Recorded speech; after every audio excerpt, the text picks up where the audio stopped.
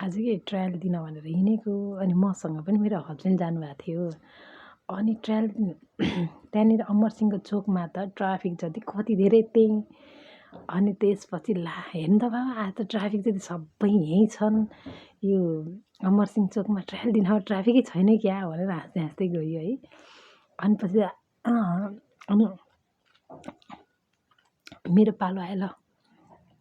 मेरो ट्रायल दिन जानु मेरो पालो आएर बोलायो भित्र गयो।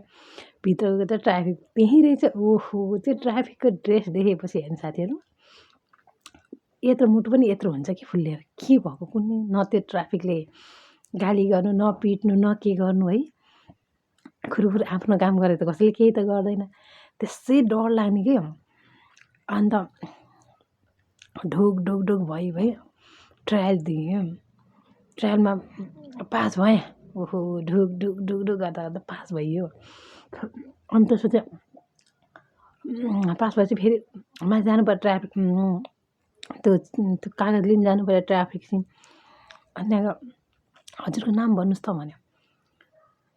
नाम भन्न नि डर लाग्छ अरे है। त्यसपछि आफ्नो उमेर भन्नुहोस् त भन्छ त्यही भन्न नि डर लाग्छ। ए भगवान् ट्राफिकको ड्रेस देखेपछि त यस्तो डर लाग्ने के भएको है। म त ट्राफिकको ड्रेससँगै फोबिया छ कि क्या त्यही लाग्ने भए छ्या यस्तो पनि हुन्छ भने कि अब के हो कि ट्राफिक भन्छ त यत्तिकै डर लाग्ने भने आफ्नो बाटोमा हिँडेर डर केही त गर्दैन के अरे है।